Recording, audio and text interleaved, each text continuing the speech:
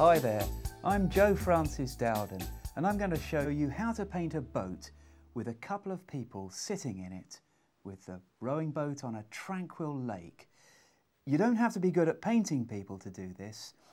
All you need are brush marks, and you can see in my drawing the faintest impressions of people, but they just really give the position. So we're going to start now with a few very simple washes for the sky and water.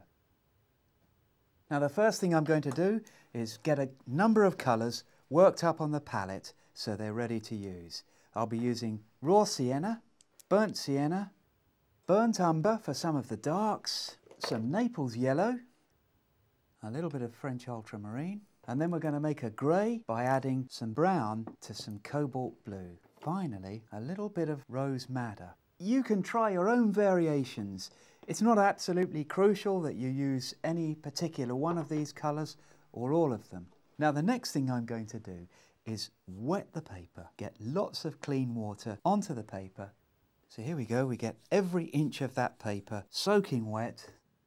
Now I'm going to use Naples yellow, very, very subtle yellow colour. It's got quite a lot of white in it actually, and I'm going to brush that all over.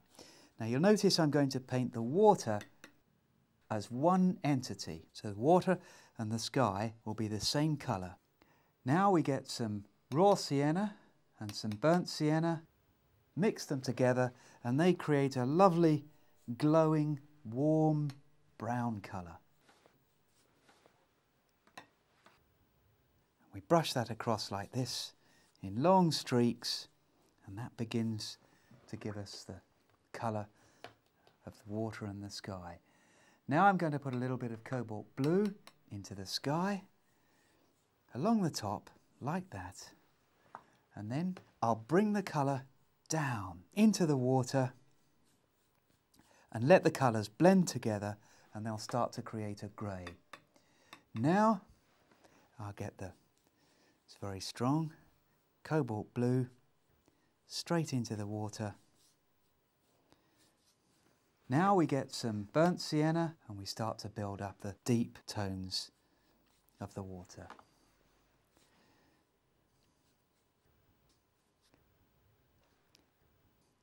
Now we get the colour into the water and we get a deep, dense colour lower down in the water. Now I'm going to use Naples yellow. There we go. Now I'm going to warm up the sky along the horizon with just a blush of this rose colour. This is rose madder. So we just put a little bit of that along the horizon like that. I'm going to warm that up and I'm going to add a little bit of burnt sienna to it. That's it. So this just gives the sky and the water below it a warm glow. Now the sky is actually drying at this stage, and I don't want it to dry yet. I need to keep it wet so that I can carry on working. A little bit more raw sienna into the sky, a little bit more raw sienna into the water to reflect it. There we go. Now the next thing I want to do is darken the horizon. I want to paint the backdrop of trees. I think I'll use Payne's grey and a little bit of cobalt blue. So here we go. I'll see how this looks. And of course it'll mix with the colours and it will produce the background for the wooded trees. There we go. So we're going to have trees along the horizon. This line here represents the other side of the lake, but also effectively it represents the horizon. Now we haven't painted the trees yet, but we are going to put in their reflections and they're going to be soft focus. This is a little bit of Payne's grey and some brown from the palette, in this case some burnt sienna. It's not really crucial, so just put a little bit of this colour down and this makes it soft focus. Get a larger brush. There we go. These are the trees reflecting in the water. That's the boat. I want to be careful not to obscure the boat with these reflections. So carefully avoid the boat and make sure that we've got that ready there. And finally, we're going to darken the foreground and deepen the water nearby. So get a larger brush for this. This is a number 8. I need a little bit more Payne's grey. Any dark will do. And we put a few streaks of colour across the foreground. There we go. I've added a little bit of blue to that as well. This is a little bit of phthalo blue added to the Payne's grey. So that's just about complete. Our water now is very nearly done.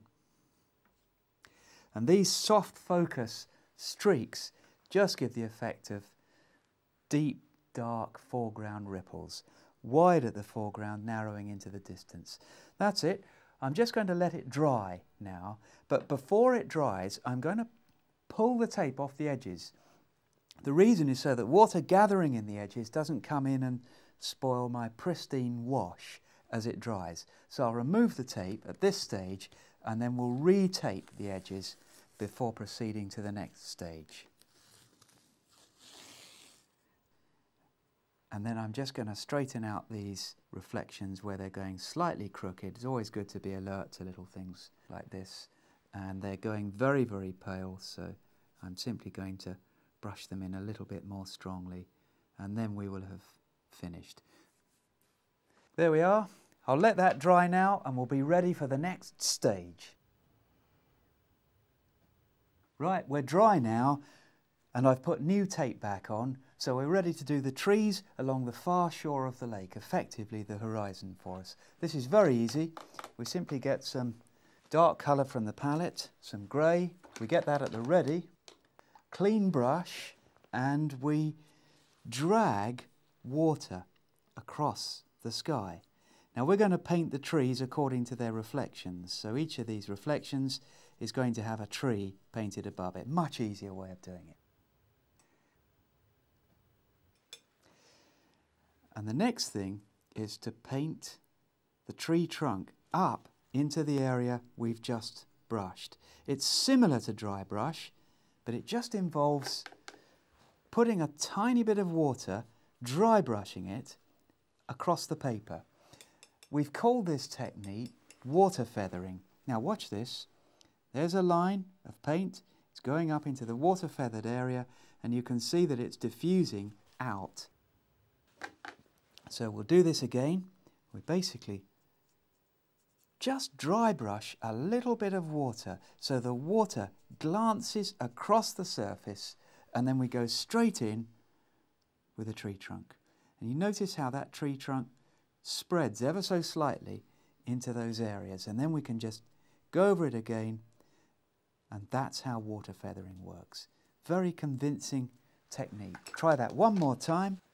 Show you how that works. You dry brush the water across the trees, leaving plenty of dry paper where the brush has just glanced across and not actually touched all of the paper, all the little dimples between the knot surface. There we go. And we brush the trunks straight up into it, and they diffuse into the dry brushed area, and then we can finish it off with a bit of dry brush colour. And later on, when we come back, we darken the trunks just a little bit, and we've got our trees. Put in the riverbank or the edge of the lake there, and we can do a few lines down, and now we'll just get all of these trees brushed in.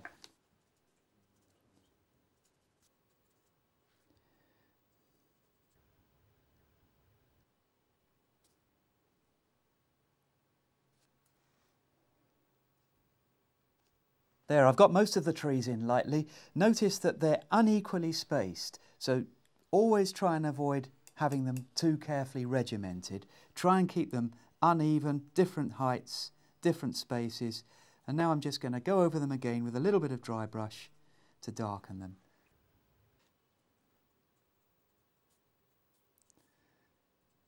There we go. We just put a little bit of detail across them and keep a bit of variety all the way through. We can darken underneath, just rough, loose, organic shapes, and a few more trunks here and there, just to get the fabric, the backdrop that we need to make a convincing, tranquil setting for these rowers. And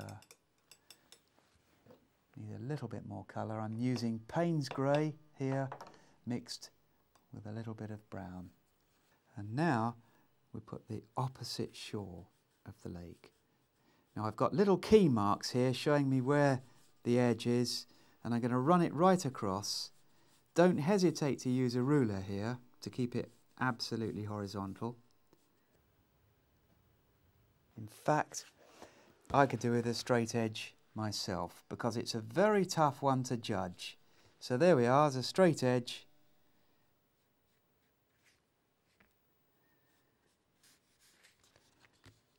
So there we go. And that more or less guarantees that the edge of the lake is going to be straight. I don't know about you, but I'll use any aid possible that will get a result. And that's a pretty good way of getting a straight line. So now we just hint at the reflection for the lakeside, the bank along the edge of the lake, and that's pretty well sorted.